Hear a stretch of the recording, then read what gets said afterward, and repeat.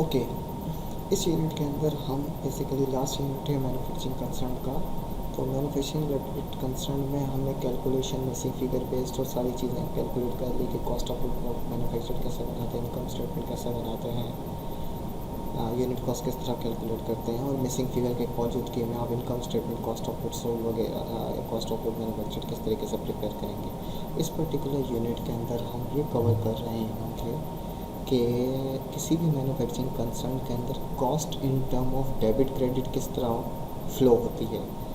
यानी इसको मैं टी अकाउंट फॉर्म में बता रहा हूँ तो सम हाउ मैन्युफैक्चरिंग का डेबिट क्रेडिट भी साथ साथ कवर हो रहा होगा।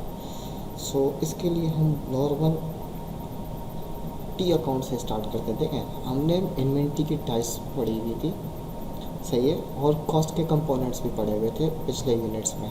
तो मैं स्टार्ट ले रहा हूँ मटेरियल से, ठीक है। तो ये मटेरियल का एक टी अकाउंट आपके सामने है, ठीक है, ओके। मटेरियल के अलावा अब अगर आप देखा जाए तो मैं ये कहूँगा कि हम मटेरियल से लेकर फिनिश गुड्स तक किस तरीके से पहुँचेंगे हमें वो कवर करना है। तो मटेरियल जब आप बाय करते हैं तो सही है, इसका मतलब आपने कॉस्ट इनकर्ड की। तो लेट्स अज्यूम कि 1000 का आपने मटेरियल बाय किया, तो आप एंट्री क्या बनाते हैं, मटेरियल को डेबिट करते हैं। अब वो कैश भी क्रेडिट हो सकता है, अकाउंट पेबल भी क्रेडिट हो सकता है, जिस तरीके से किया है, लेकिन इन शॉर्ट मटेरियल आपका क्या हो गया, डेबिट हो गया, जो भी आपकी कॉस्ट इनकर्ड हुई, ठीक है। तो लेकिन मटेरियल को जब आप यूज़ करते हैं तो यूज़ करने के बाद उसकी ज़ाहिर सी बात है जो क्वांटिटी है वो क्वांटिटी बढ़ जाएगी, कम हो जाएगी, कम हो जाएगी। लेट्स अज्यूम मैं कहता हूँ 800 का मटेरियल आपने यूज़ किया। तो जब मटेरियल यूज़ करते हैं तो आपको याद होगा इन्वेंट्री के स्टेजेस ऑफ इन्वेंट्री। तो इसमें क्या था, मटेरियल के नीचे आपके पास आ रहा था वर्क इन प्रोसेस या गुड्स इन प्रोसेस। तो होता क्या, जब हम मटेरियल यूज़ करते हैं, मैं सिर्फ पेन चेंज कर दूंगा ताकि एक आइडिया हो। जब हम मटेरियल यूज़ करते हैं तो मटेरियल यहाँ से निकल कर कहाँ पर आ रहा होता है, वर्क इन प्रोसेस में। तो इसका मतलब ये हुआ कि हम मटेरियल यूज़ करने की वजह से वर्क इन प्रोसेस को क्या करेंगे, डेबिट करेंगे, और मटेरियल को क्या करेंगे, क्रेडिट करेंगे। अच्छा, अब ये तो देखा जाए तो मटेरियल एक कंपोनेंट था इन्वेंट्री, फिर इसके बाद नीचे फिनिश गुड्स पे आएगी तो उसकी तरफ हम जाएंगे। लेकिन अब मैं कॉस्ट के दूसरे कंपोनेंट, मटेरियल के अलावा लेबर का दूसरा कॉस्ट का कंपोनेंट क्या था, लेबर। अब लेबर एज अ टाइटल के तौर पे तो ठीक, मतलब कॉन्सेप्ट के तौर पे तो ठीक है, लेबर से काम करवा रहे हैं, लेकिन लेबर के लिए वर्ड क्या यूज़ कर रहे होते हैं हम डेबिट क्रेडिट पॉइंट से, पेरोल। लेबर कॉस्ट के लिए वर्ड क्या यूज़ कर रहे होते हैं, पेरोल।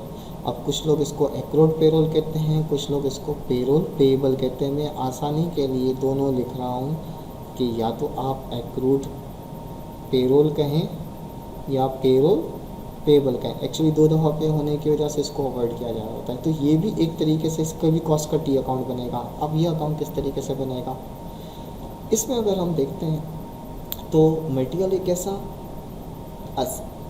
मटेरियल कॉस्ट की वो आइटम थी कि वो पहले आप बाई करेंगे, आपके पास होल्डिंग आएगी डेबिट में, और फिर आप यूज़ करेंगे। जबकि लेबर क्या है, लेबर की पेमेंट पहले नहीं की जा रही होती, पहले लेबर से काम करवाया जा रहा होगा। तो लेट्स से कि मैं अगर अज्यूम करता हूँ कि लेबर से लेट्स से 500 का काम कराया, तो इसका मतलब हमें लेबर्स को पे कितने करने हैं, 500, ठीक है। तो जाहिर सी बात है 500 से जो इनकम्प्लीट सामान है उसकी वर्थ में भी क्या हो जाएगा, इजाफा हो जाएगा, ड्यू टू लेबर या ड्यू टू पेरोल, ठीक है। तो डेट मीन वर्किंग प्रोसेस को हम डेबिट करेंगे, और क्रेडिट क्या हो जाएगा, पेरोल पेएबल। तो ये भी एक अकाउंट बना, ठीक है। इसका मतलब ये हुआ कि अगर मैं साथ साथ आपको समझाने के लिए जर्नल एंट्री भी बनाता जाऊँ तो वो जर्नल एंट्री क्या बन रही होगी, सबसे पहले मटेरियल को हमने डेबिट किया, सही है, या कैश या अकाउंट पेएबल को क्या कर दिया, क्रेडिट कर दिया। लेकिन जब हमने मटेरियल को यूज़ किया तो एंट्री क्या बनाई, वर्क इन प्रोसेस को डेबिट किया, और मटेरियल को क्या कर दिया, क्रेडिट कर दिया। ये किसकी एंट्री बनाई, जब हमने मटेरियल ख़रीदा तो ये एंट्री बनाई, मटेरियल यूज़ किया तो ये एंट्री बनाई। इसी तरीके से जब लेबर से काम करवाया तो एंट्री क्या बनाई, वर्क इन प्रोसेस डेबिट, और पेरोल पेएबल को हमने क्या कर दिया, क्रेडिट कर दिया। ठीक है, तो इसका मतलब वर्क इन प्रोसेस डेबिट और पेरोल पेएबल क्रेडिट हो गया यहाँ तक। अच्छा, अभी इसके अलावा कॉस्ट का तीसरा कंपोनेंट भी होता है, सही है। लेट मी रीऑर्गेनाइज दिस, ये आपके पास वीडियो में मौजूद होगी, मुझे एक और स्लाइड की ज़रूरत है, तो let me pause this.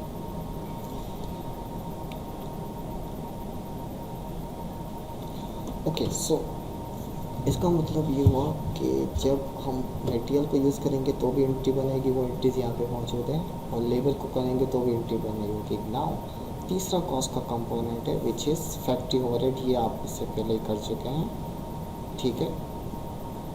Factory overhead, okay, अब फैक्ट्री ओवरहेड के लिए से ये जितने भी कॉस्ट एक्चुअल इनकर्ड होती जाएगी, फैक्ट्री ओवरहेड की कॉस्ट जितनी भी एक्चुअल इनकर होती जाएगी, उसकी वजह से एफ क्या होता जाएगा, डेबिट होता जाएगा, ठीक है। अब एग्जांपल के तौर पे बात करते हैं, मिसाल के तौर पे फैक्ट्री का रेंट है, डेप्रिसिएशन है, इंश्योरेंस है, तो उन तमाम चीज़ों की वजह से फैक्ट्री ओवरहेड को हम क्या करते जाएंगे, डेबिट करते जाएंगे। क्रेडिट कैश हो सकता है, अकाउंट्स पेबल हो सकता है, लास्ट फॉर डेप्रिसिएशन हो सकता है, प्रीपेड हो सकता है, जिस भी तरह की पेमेंट होंगी उसकी वजह से एफ को क्या कर देंगे, क्रेडिट कर देंगे, डेबिट कर देंगे एक्चुअल एक्सपेंडिचर। लेकिन उसमें से हमें कुछ ना कुछ, ये जाहिर सी बात है, जितने भी खर्चे हो रहे हैं, ये तमाम के तमाम एक्सपेंसेस अगर देखा जाए तो हमारी कॉस्ट में क्या कर रहे हैं, इजाफा कर रहे हैं। तो इस डेबिट होने वाले खर्चे को एज अ क्रेडिट के तौर पे अगेन ट्रांसफ़र किया जाएगा, यानी work in process third item में भी डेबिट हो रहा होगा। और ये कितने से एफ डेबिट हो जाएगा, लेट्स से मैं 800 अगेन ले लेता हूँ, तो फैक्ट्री ओवरहेड 800 से क्रेडिट हो गया, सही है। तो अगर मैं इसकी एंट्री बनाऊँ तो इसकी एंट्री क्या बन रही होगी, अगर मैं इसकी जनरल एंट्री आपको दिखाऊँ तो इसकी जनरल एंट्री बन रही होगी वर्क इन प्रोसेस डेबिट और फैक्ट्री ओवरहेड अप्लाइड क्रेडिट, यानी जो प्रोडक्शन में हम ट्रांसफ़र करेंगे उसकी एंट्री हम ये बना रहे होंगे, और जो एक्चुअल एक्सपेंडिचर्स हो रहे होंगे उसकी वजह से क्या हो जाएगा, एफ के अकाउंट को डेबिट कर देंगे, और जो भी रीज़न है, चाहे कैश हो या अलाउंस फॉर डेप्रिसिएशन हो या प्रीपेड हो, उन सबको हम क्या कर देंगे, क्रेडिट कर देंगे। एक बेसिक के लिए तौर पर हम डिस्कस कर रहे हैं। नाउ अगर मैं इसी तरीके से अब हम आगे बढ़ते हैं कि अपेरेंटली इट सीम्स कि टोटल हमने इनपुट में, अब ये देखा जाए, आपको याद होगा जब हम स्टेटमेंट में करते थे तो स्टेटमेंट में क्या होता था, मैं स्टेटमेंट इन तीनों के लिए एक वर्ड यूज़ करते थे, याद होगा क्या। अगर मैं एग्जांपल के तौर पे पिछले से रेफ़र करूं तो वो क्या था कि एक होता था, क्या होता था हमारे पास, मटेरियल, देन लेबर और देन एफ। इन तीनों को जब हम ऐड करते थे तो हमारे पास क्या आती थी, फैक्ट्री कॉस्ट आती थी, तो ये फैक्ट्री कॉस्ट आ गई। लेकिन हम इस फैक्ट्री कॉस्ट के अंदर work in process opening add करते थे और वर्क इन प्रोसेस एंडिंग को क्या करते थे, सब्ट्रैक्ट करते थे, तो हमारे पास क्या आता था, कॉस्ट ऑफ गुड मैन्युफैक्चर्ड, ठीक है। आई थिंक कुछ लोगों को ये विजिबल नहीं हो रहा होगा, लेकिन कोई मसला नहीं है, हम इसको थोड़ा सा ऊपर बाद में देख लेंगे ना। तो इसका मतलब ये हुआ कि okay, so here it is again. अब अगर मैं, इसका मतलब ये हुआ 2100 का इनपुट है। अब हो सकता था कि ये 2100 सॉरी 2106 यस 2100 ये हमारा इनपुट है। अब मैं कहता हूँ कि इज़ इट नेसेसरी कि सारा का सारा हमने तैयार कर लिया, जो तैयार कर लिया वो क्या खिला रहा होता था, जो तैयार कर देते थे उसके लिए हम वर्ड क्या यूज़ कर रहे होते थे, कॉस्ट ऑफ गुड्स मैन्युफैक्चर्ड। तो ये क्या आ जाएगा, कॉस्ट ऑफ गुड्स मैन्युफैक्चर्ड, और जो बच जाएगा इनकम्प्लीट होगा उसके लिए हम क्या वर्ड यूज़ करते थे, वर्क इन प्रोसेस एंडिंग। तो ओके सर, ओपनिंग कहाँ गया, यहाँ पर मैंने क्या वर्क इन प्रोसेस का कोई ओपनिंग बैलेंस रखा है, नहीं रखा। इसका मतलब ओपनिंग यहाँ पे क्या हो गया, इनडायरेक्टली ज़ीरो हो गया। लेकिन एंडिंग है, मैं कहता हूँ लेट से इनकम्प्लीट सामान एस्टिमेट किया कितना 100 है, तो इसका मतलब हमने 2000 की गुड्स रेडी की। तो ये जो 2000 की गुड्स रेडी होती हैं ये वर्क इन प्रोसेस से निकल के कहाँ पर आ रही होती हैं, फिनिश गुड्स पे आ रही होती हैं। तो इसका मतलब मैं फिनिश गुड्स की वजह से जो गुड्स कंप्लीट होंगी उसकी वजह से एक एंट्री क्या बना रहा होगा, सही है, एंट्रीज के लिए, यानी ये कॉस्ट ऑफ गुड मैन्युफैक्चर्ड की वजह से वर्क इन प्रोसेस क्या हो गया, डेबिट हो गया, और फिनिश गुड्स क्या हो जाएगा, क्रेडिट हो जाएगा। यानी अगर मैं एंट्री पॉइंट ऑफ से बात करूँ तो एंट्री यहाँ पर एक और बन रही होगी, और वो एंट्री कौन सी होगी, जिससे हम गुड्स कंप्लीट करते हैं। यानी जब हम गुड्स कंप्लीट करेंगे तो एंट्री क्या बन जाएगी, फिनिश्ड गुड्स डेबिट, और वर्क इन प्रोसेस को क्या कर देंगे, क्रेडिट कर देंगे। ये एक और एंट्री हो गई, ठीक है, जो कि ये टी अकाउंट के तौर पे आपके पास यहाँ पर मौजूद नज़र आ रही है। अच्छा, इसी तरीके से मैं अगर कहता हूँ कि भाई ये तो क्या थी, गुड्स रेडी की हैं, जो कि कहाँ से आ रही हैं, टेक्निकली ये हमारे पास वर्क इन प्रोसेस से आई हैं। अब मैं कहता हूँ कि let's say finish goods opening भी कुछ नहीं है मेरे पास, लेकिन मेरे पास finish goods warehouse ending कितना मौजूद है, 200, गोदाम में 200 का बच गया। तो इसका मतलब 1800 का सामान हमने सेल कर दिया, सही है, सोल्ड हो चुका है। तो इसकी एक और एंट्री अगर हम बनाना चाहें तो इसकी एंट्री क्या बनेगी, गुड्स कंप्लीट करने के बाद जब हम गुड्स को क्या कर रहे होते हैं, सेल कर रहे होते हैं, तो गुड्स सोल्ड की एंट्री क्या बन जाएगी, गुड्स सोल्ड की cost of goods sold debit और फिनिश गुड्स क्रेडिट। ओके, सो इस यूनिट को हम यहीं पर ख़त्म करते हैं। ये यूनिट बेसिकली ट्रांजिशन है, यहाँ से हम मूव करेंगे नेक्स्ट जॉब ऑर्डर की जनरलिटीज़ की तरफ। तो जॉब ऑर्डर में ना सिर्फ हम मैन्युफैक्चरिंग की जनरलिटीज़ वापस कवर कर रहे होंगे अगले यूनिट में, बल्कि इसका ऑटोमेटिकली जो भी मैन्युफैक्चरिंग हमने पढ़ा है उसकी तमाम एंट्रियाँ हम नेक्स्ट यूनिट के साथ कवर कर रहे होंगे।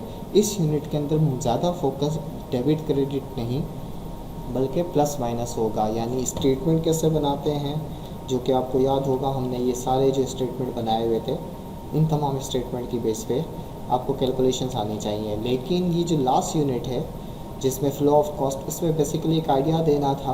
अगर मैं बहुत तेज़ी से डिस्कस करूँ तो तेज़ी से क्या भाई, एक मटेरियल होता है, लेबर के लिए हम पेरोल का वर्ड यूज़ करते हैं, और फैक्ट्री ओवरहेड होता है। ये तीनों हमारी कॉस्ट के कॉलम्स हैं, सही है। इसमें से हम देन क्या कर रहे होते हैं, एक होता है work in process.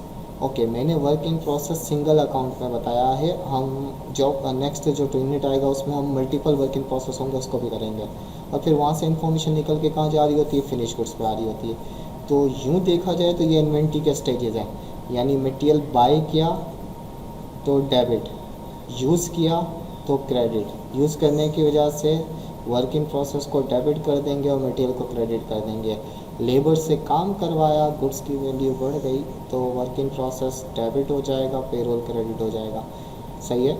Actual expenses होते जाएंगे तो एक्चुअल एक्सपेंस की वजह से FOH को हम क्या करते जाएंगे, डेबिट करते जाएंगे, और जब उसको प्रोडक्शन पे अप्लाई करेंगे तो वर्क इन प्रोसेस को डेबिट कर देंगे और FOH अप्लाइड क्रेडिट कर देंगे। जब लेबर्स को पेमेंट करेंगे तो जाहिर सी बात है पेरोल पेएबल डेबिट हो जाएगा और कैश क्रेडिट हो जाएगा। तो इसी तरीके से जब हम जनरल एंट्रीज गुड्स रेडी कर देंगे, कंप्लीट कर देंगे, तो हमारे पास एंट्री क्या बन जाएगी, जब हम गुड्स रेडी कर देंगे तो हमारी एंट्री बन जाएगी, एक मिनट, जब हम गुड्स रेडी कर देंगे तो वर्क इन प्रोसेस क्रेडिट और फिनिश गुड्स को क्या कर देंगे, डेबिट कर देंगे, ये भी एक एंट्री बन गई। और जब गुड्स सोल्ड हो जाएंगी कॉस्ट ऑफ गुड्स सोल्ड के नाम से, तो कॉस्ट ऑफ गुड्स सोल्ड का अकाउंट डेबिट हो जाएगा और फिनिश गुड्स क्या हो जाएगा, क्रेडिट हो जाएगा। तो ये एक बेसिक स्ट्रक्चर हमने कवर किया। तो इस यूनिट को वाइंड अप करते हैं, ये एक तरीके से अगले यूनिट का स्टार्ट है। So that's all for this video.